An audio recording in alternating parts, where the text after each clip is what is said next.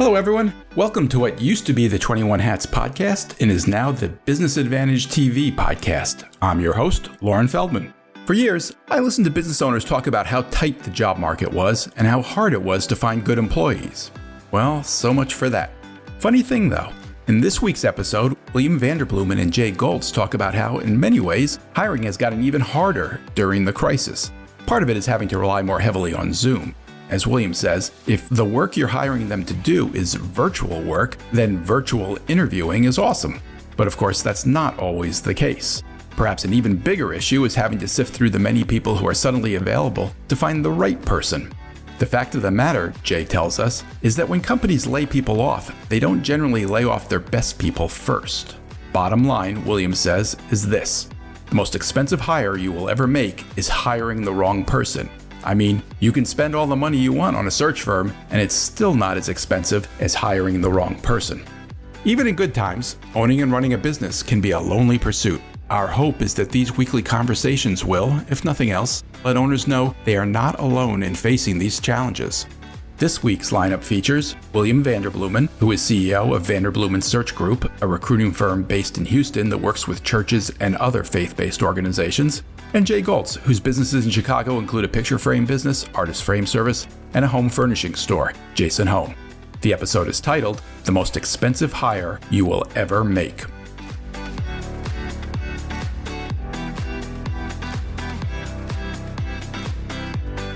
So, William, we haven't spoken with you in a few weeks. How's business? Well, I mean, it's just great, Lauren. Everything's wonderful. I'm glad to hear that. No, I think it's as good as I had hoped. And, you know, we'll have to wait and see. I have a friend, Lauren, who has he's a preacher, and he has a sermon titled The Longest Sentence in the English Language. And you're like, ooh, what's the longest sentence in the English language? And it's the whole message is built around the sentence, we'll have to wait and see. and that is the longest sentence, right? Whether you're at a job interview or at the doctor's office or waiting to see what happens with the pandemic. But, you know, I think things are moving along the course that we plotted way back in March. I wish it were faster, but it's not. Give us a status report, or can you estimate, you know, what percentage of normal capacity are you operating at? We had retooled our business to sustain a 25% drop for the year, and we're running a little bit ahead of that. We're probably year over year looking like more like somewhere between 15 and 20% drop. Now, I think the big tell for us will be in about October, because that'll be about 6 weeks after schools have pretty well started back. And, what we're able to, we'll see how we're doing with the virus. If it's a total breakout and a shutdown, then we'll have to retool things again. If it goes with some semblance of normalcy, then, that'll mean a better year than 15 to 20% down. We just did a really interesting survey. We don't have all the results in yet, from all the people that received PPP funds that had contacted us during the flurry of activity for PPP. Just to remind people, you helped a lot of churches get PPP funds. Is that who you're primarily referring to? And faith-based schools. I mean, we had synagogues, we had Jewish schools, we had Christian schools. I'm fairly certain that of the faith-based organizations that received PPP money, we interacted with over 20% of them. In the country? That's right. Wow. It's kind of staggering if you think about it. So Wait, isn't that thousands of people? How many would that be? Wouldn't that have to be thousands? Tens of thousands, yeah. We interacted with over 20,000, and I think it's something like 90,000 received aid. So it was unbelievable. And probably only 2,000 of those were people we knew before all this. When you say interaction, that doesn't mean that you handled the application for them. You're saying they attended one of your webinars or something like that, right? Yeah, although I would say the vast majority of those people, we didn't fill out anybody's application. I don't want that liability. But we did walk them through things like we created a calculator that was free, like enter your payroll, enter your head count, enter we had seminars on how to fill out your forgiveness thing, and people would write in. I mean, hundreds of people a day would write in with the most minuscule question, and we'd get back to them real fast. So it was somewhere between filling out their application and, oh, they just clicked on a link. Does that make sense? Sure. That sounds like you had a lot of contact with a lot of potential customers for the future. Is that what you're hoping? Well, what we were hoping was to serve some people, right? So, sorry to backtrack, but we looked backwards at when all the junk hit the fan. I had a couple of options in front of me. One was to massively cut our payroll just to the bone and cut expenses. The other was to do a fire sale, lower our fees to during this crisis time, and save money, squirrel away money for the future. And we chose to do neither of those. We did trim the staff some, but we chose to say we're going to apply for PPP. We're going to use that money, that salary money, to pay our people to serve other people. And we were frankly taking a cue from some of our church clients that were spending their payroll money, having their staff get out and serve their local community, whether it was feeding centers or just direct help. So our hope was to help people, but I think a byproduct of doing the right thing sometimes is a good business benefit. And we have geometrically increased our database and our mail list and all the things that we would have been paying Google AdWords to try and do for us. I think that the monetary, like we back-ended it and looked at the monetary spend we would have had to make to increase our database by the same number. And it was well into seven figures. I want to get back to this, William, and to whether churches are actually hiring you to do searches right now. But first, Jay, I want to check in with you. How are you doing? Business is good. People are framing pictures. I got plexi hanging over every sales counter. Everybody's wearing a mask. The home store is doing well.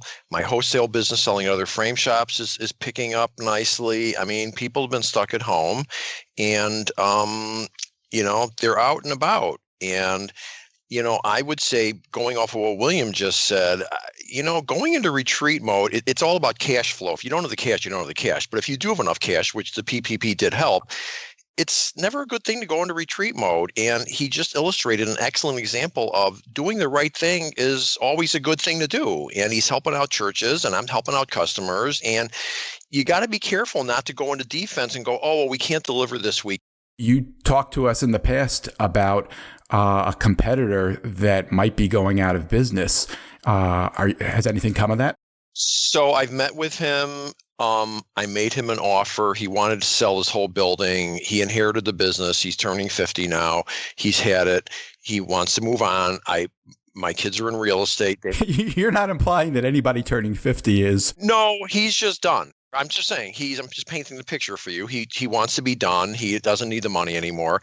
He wanted to sell his building. My kids who are in real estate figured out what the building worth, made him an offer.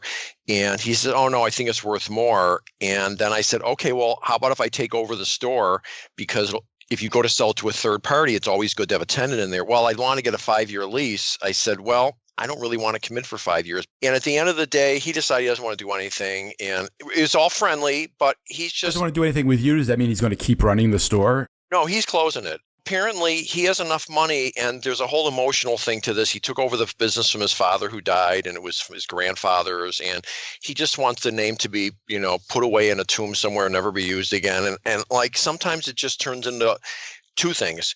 Doesn't need the money, very important, and emotional. It gets down to just because something makes a whole lot of sense doesn't mean someone's going to make the right decision. Jay, you also have a home store. Are people buying furniture right now? Yeah, absolutely. No, the store Jason Home is doing nicely. And I will tell you what I've learned through this whole thing. Just because there's a pandemic doesn't mean that customers still don't want good service, don't want delivery, don't want. With that being said, this sounds small, but it isn't. My hours for my frame store from the day I opened, I took from my father's dime store who opened in 1957. So I've been dealing with 1957 hours, which is open at 9, close at 6. Well, the world has changed in the last, 63 years or whatever. I decided to start opening at 10 now and I got to tell you, it's just made life a lot easier. That extra hour for you? For everybody. I mean, for me, it's like, it's just like, I can leave a little later in the morning, even though the traffic's much lighter now. Still, I miss the traffic. My employees are missing the rush hour. And like, you know what? Nobody died. It's okay. We're opening at 10 now. And it took a pandemic to get me to do that. Frankly, I probably should have done it 20 years ago. The other thing that's changed is everyone's got your hours right on their phone now. So it's not like in the olden days that, oh my God, I got here and you're closed. Are you staying open later? No, we were open till 7. I think frankly, I'm embarrassed to tell you. I don't know that we're even open at night now. I think we're closing at 6, but like people are okay with some small adjustments, but this made life a lot easier for everybody. But it was a small thing, but there's other stuff like deliveries. We're not cutting back on stuff. For instance, this big restaurant chain, I order a mushroom burger. It's like, they don't have mushrooms. You know what? I want mushrooms on my mushroom burger. I don't know what to tell you. There's supply chain issues for everybody right now, Jay. But that's my question. Do you really think there aren't any mushrooms out there? I have a hard time believing there aren't any mushrooms. Maybe there aren't, but I just think there's a case of somebody there said, oh, we don't need to get mushrooms. We're in a pandemic. Really? I don't know. I'm going somewhere else now that is mushroom. I don't know. Every week I hear something surprising that's in short supply. Maybe, but the Italian restaurant doesn't have bread. I stopped ordering there because I really want bread with my Italian stuff. So, I think that you got to be careful where you're cutting back. William, back to you. Are churches hiring you to do searches right now? Yes. The type of searches has skewed much, much more toward a senior pastor search. So, and schools hire cyclically. It's mostly January to March is when the hiring happens. But the schools that are hiring us, it's for a head of school. And I think a couple of things have happened. You'd think with unemployment high, although it went down a little bit in today's report, who needs a search firm when there's so many unemployed people? Actually, you need one more because you don't want to hire, a desperate person who just needs a job, especially when it's a faith-based thing where you're supposed to be going for a calling and not just a paycheck.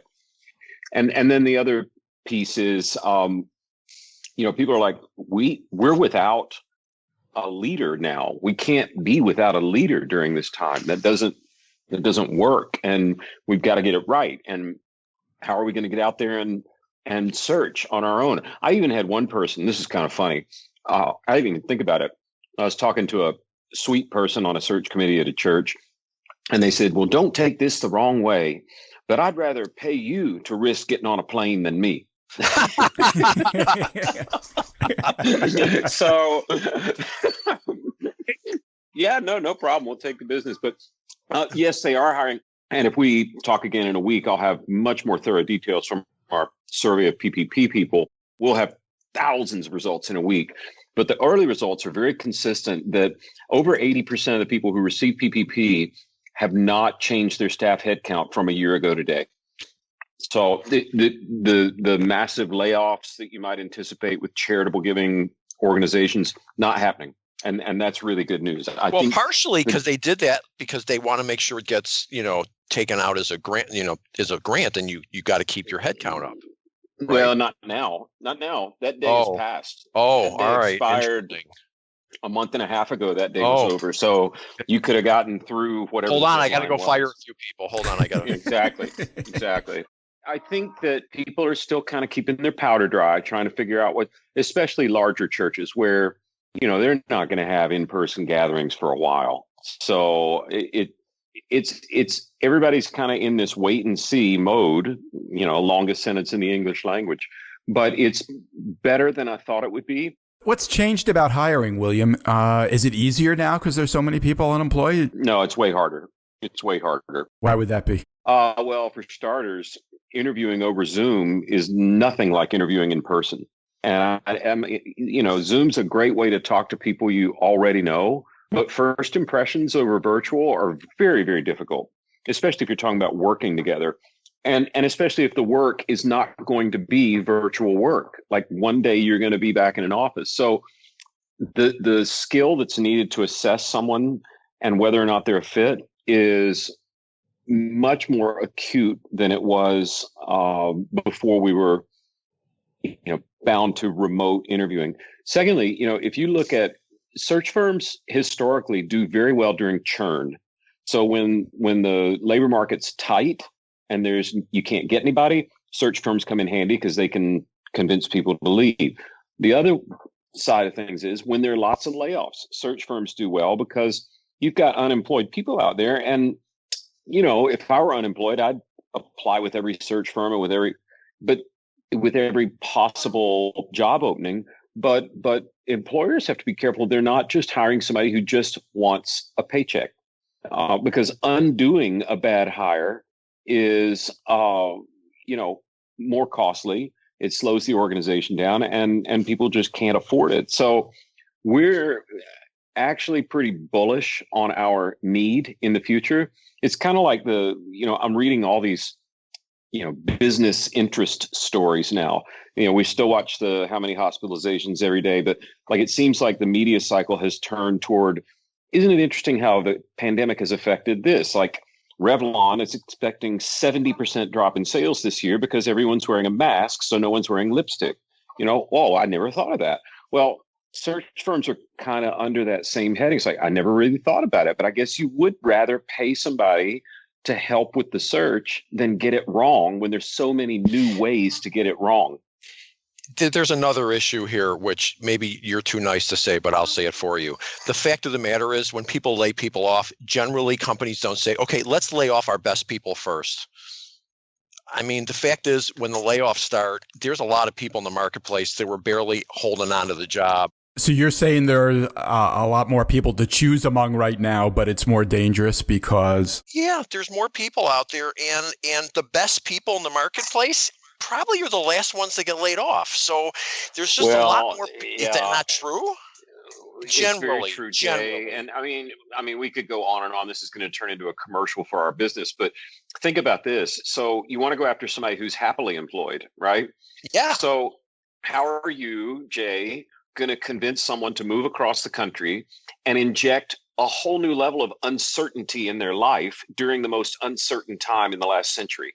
Like, anytime you move, you're adding uncertainty. Am I going to like Jay? Are we going to work together? I have to tell you, am I going to fit in Chicago? Every single thing you're saying makes perfect sense as someone who's been hiring for years. It all makes perfect sense that just because unemployment's higher doesn't mean it's going to be easier to hire. No, there's more people looking, and now there's a smoke screen out there. Oh, well, it was a pandemic, so they had to let me go.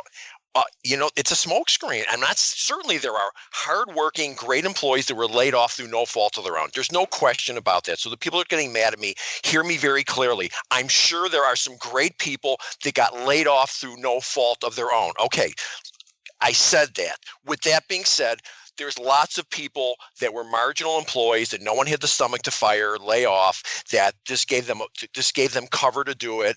And there's no question that they all look alike on the resumes, though. That's the problem. And that's where the search firm comes in. It's trickier.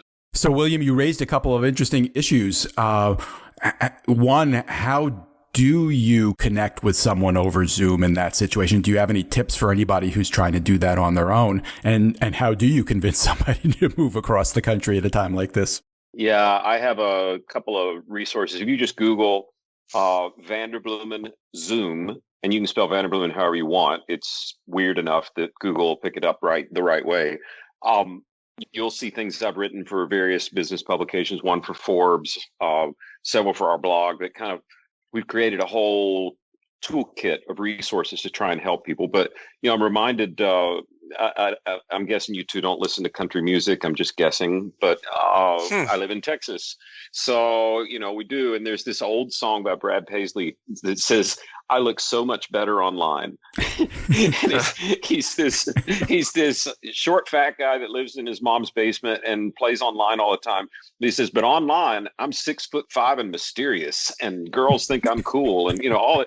And there's so much about interviewing and searching that's true about that. I mean, it's never been easier to look better online than you really are. The most expensive hire you will ever make is hiring the wrong person, bar none. I mean, you spend all the money you want on a search firm, it's still not as expensive as hiring the wrong person. So the quick tips, I would Google Vanderbloemen Zoom, and you'll find tons of articles, just little simple things to look for. But at the end of the day, give us one. Are they on time? I mean, that's the easiest one. That's your first contract with a person. your first goal that you're setting, your first KPI is meet me at 10 well, if they're late, golly. Can I give you my opinion? And if they show up, here's mine. Mine is, it is easier to be a great interviewer and be a mediocre or bad employee than it is to get people to lie for you. So I would say one word: references. And people they roll their eyes. Oh, people just give you their friends. Baloney. I've called lots of references that within 30 seconds they cave because no one wants to lie for a bad employee. So people frequently do not check references. And if they do, I just had one last week, they're just looking to validate themselves. I just threw them a bone even. I said, the person's good at this, and this, but they have absolutely no management skills whatsoever. Do you think there was a follow-up question? What do you mean by that? No. Okay, thanks. They just hired a really bad employee. And I'm not going to volunteer it, but I played fair. I gave them an opening to ask me the question and they didn't take it. So almost never have never have I had someone call for a reference on someone and really put the screws to me and make me tell them something that I didn't want to tell them, because people don't do it. So I think I am confident that people undervalue calling references. And I would agree that 9 out of 10 times it's a waste of time. But that 1 out of 10, you just saved yourself from hiring the wrong employee. That's what William was just saying. Absolutely. It makes up for the other 9 you called that were it's people don't call references generally. Am I wrong, William? No, you're not wrong. And by the time they call them, they've already made up their mind. Absolutely. That's the problem. It's like, just as you said, just validate my conclusion, please.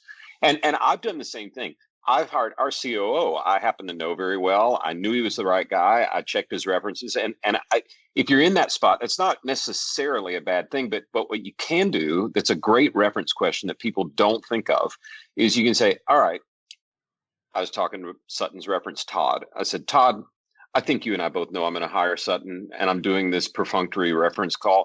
Let me turn it and say this. If you were hiring Sutton, what would you do to maximize his talent and to minimize risks? And that's a very disarming question. So all of a sudden, you're not asking me, is it a bad person or a good person? You're just saying, where are they good and what do I need to watch? And he was like, now that is a really good question. So it freed him up to say, and of course, we still hired Sutton. It's been great, but it could be a great reference question. I think unfortunately, though, Jay, most people don't call references until late in the game. And sometimes it's just necessary. You can't call a current employer or they'll get fired. Right. So I do think honing interview skills is critical. And I don't know how to replace face-to-face interviewing with virtual, with the one exception of, if the work you're hiring them to do is virtual work, then virtual interviewing is awesome. But if there's any in-person interaction that people are going to have, particularly if they're client-facing, it's just incredibly difficult. And Lauren, I don't know how to tell people to get good at that. Our team has about 25,000 reps of interviewing people over Zoom or Skype over the years. So sometimes you're not the expert because you're smarter. You're just the expert because you've got more repetitions. And that's where I think people are going to see it's worth the money to pay somebody who's good at this. How could it not be? If your odds of success how could the math not work to go hire someone to help you if they're better at it than you are? I want to ask you both, there's a big debate going on right now about the $600 federal bonus that just expired that was being paid to unemployed people. Some people focus on the $600 per week per person that was being injected into the economy, that has helped keep the economy afloat. A lot of business owners have complained that it has made it harder to get employees to come back to work and maybe even to hire people. I'm curious what you both think. William, has that been an issue for you? It has not been an issue for me. People have, we didn't have anybody that we furloughed that we tried to bring back. What about in your function as a search firm? Have you dealt with it with some of the organizations you represent? No, most of our, because we're an executive search firm and not like a staffing placement firm, most of the jobs we're asked to fill the salaries are well in excess of, $30,000 a year is $600 a week. So yeah, but I do have, plenty of restaurant owner friends. I was over visiting with some neighbors last night, and we were 6 feet apart, but we were visiting in their house, and they own a gym, and they're like, we can't get people to come back. We can't pay them as much money as the government's paying them right now. So I think it's real. It hadn't impacted our business, though. I've seen people on TV going, oh, it's exaggerated. You know what? All these talking heads, I wish one of them ran a business, just one of them. Just one of them would run a business, because that is just not true. There are lots of businesses out there that are having a problem with this, because even if somebody makes $40,000 a year, which is not minimum wage, they are literally getting twice as much money not working as if they were working. Yeah, that's couldn't a agree problem. more. That's a Couldn't problem. agree more. And then the problem isn't they can't just go, oh, I'm making more money at home. They say, oh, I'm really worried about coming into work because, my grandmother visits me once a week. It really puts people in an impossible situation. So I simply ask the government, would it be so hard to just say, we're going to make sure no one makes more sitting at home than they could? Is it really that cumbersome to just put something in? Jay, it's so interesting that you bring this up, because no matter where I look, I've never seen our country more politicized than it is right now, and more polarized. And everything is a political, and do you want a new president, or do you want to keep the current president, or whatever? And the one place that I see it differ is if you ask business owners questions.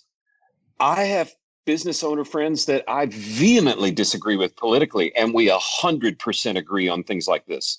Yeah. There's just something about owning a business where you're the bottom line that changes perspective and sort of depoliticizes things and makes it more about common sense. Or it's called reality. We're dealing with it. And right. I'm not saying get rid of the 600. I'm going, if somebody was making 80 grand a year, okay, no problem.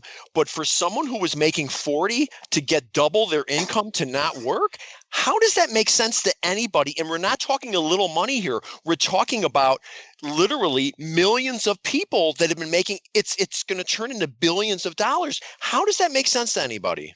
It is putting money into the economy. There is a benefit that business owners derive from that. So I'm not saying I'm not an economist. I'm not saying I have the answer as to whether this was a good strategy or a bad strategy, but let's not pretend that there isn't some reason for doing this. Take that same money and give it to the other people who did take a pay cut and that extend it longer. Why don't we give it where the pain is, instead of just, you got lucky here. You're going to make twice as much income for the next. These isn't people who got lucky. These are people who are unemployed. They're unemployed, but they're making more. They're making twice the income not working. Why not take that extra money and give it to people who really need it? Why would they need more? Why would they need to make twice as much money sitting home as they were making?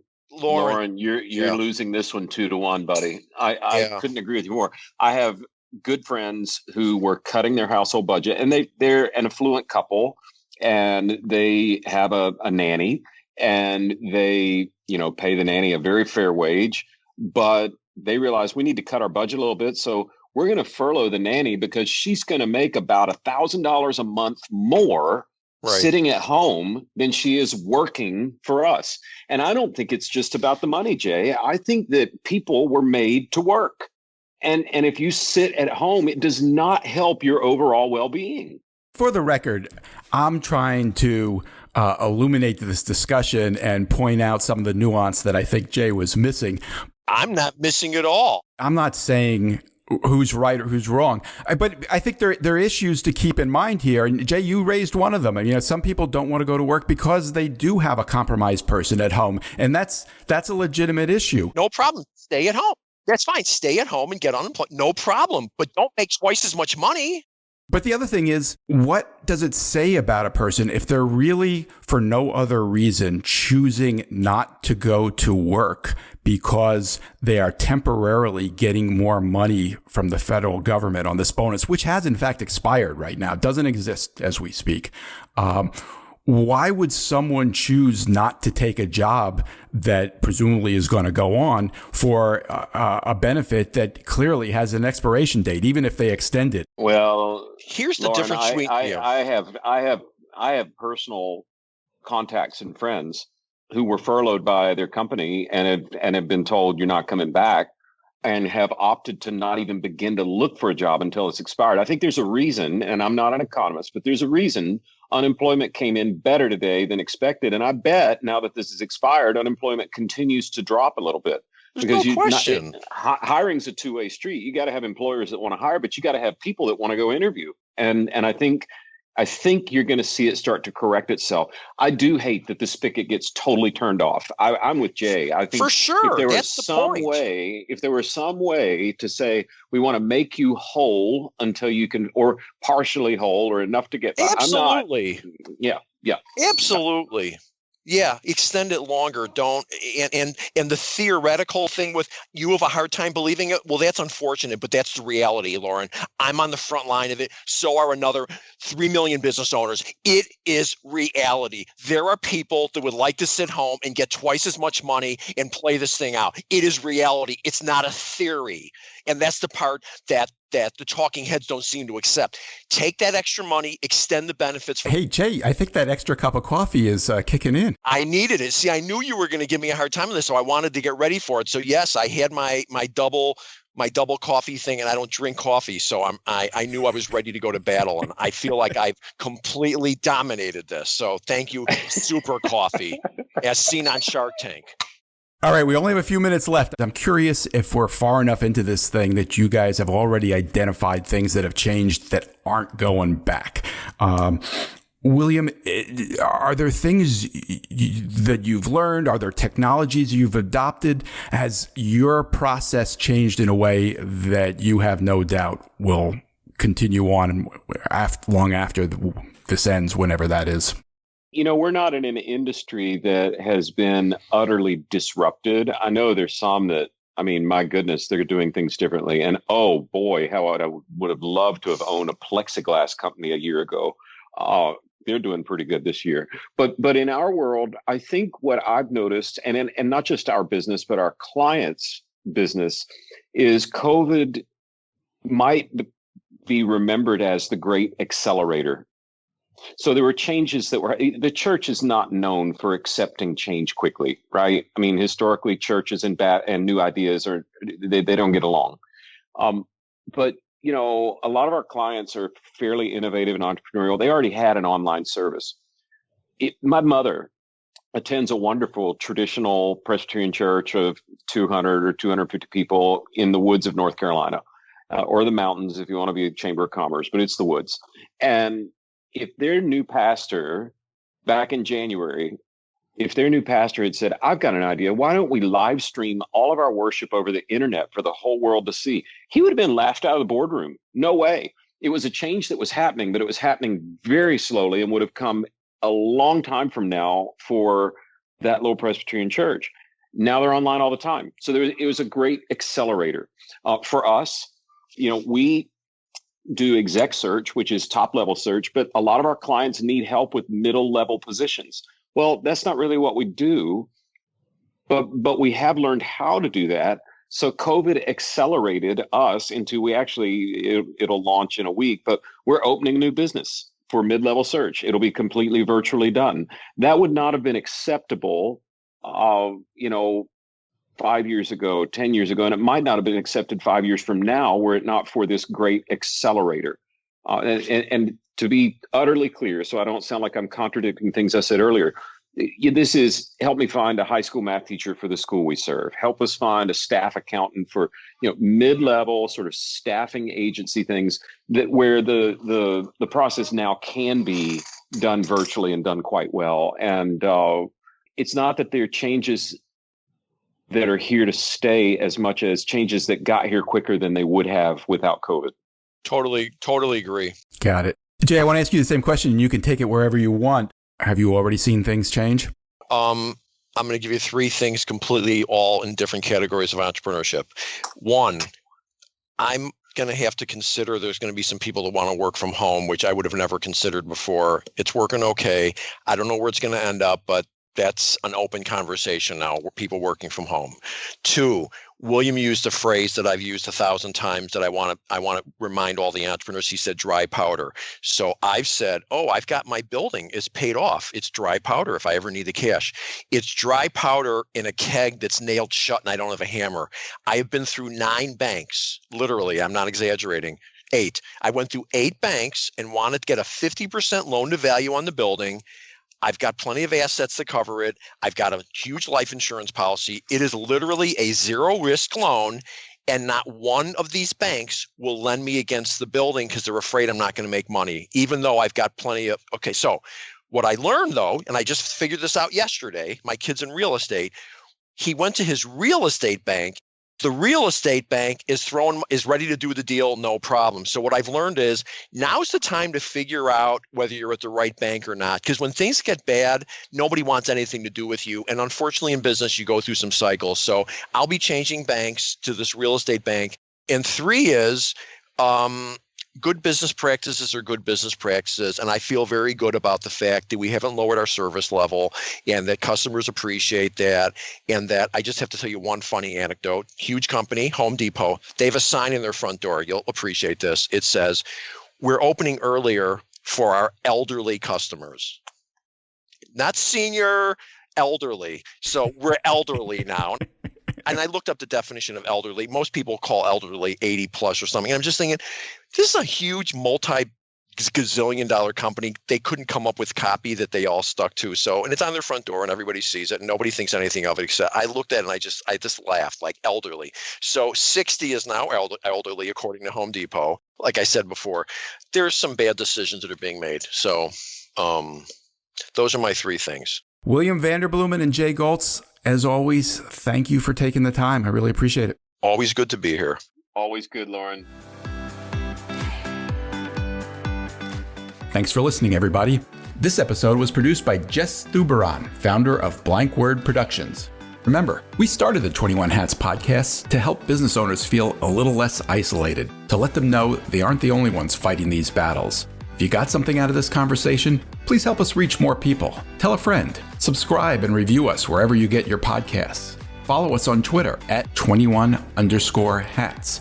And let me know if you have a question or a comment or a topic you'd like us to cover. My email address is lfeldman@21hats.com. See you next time.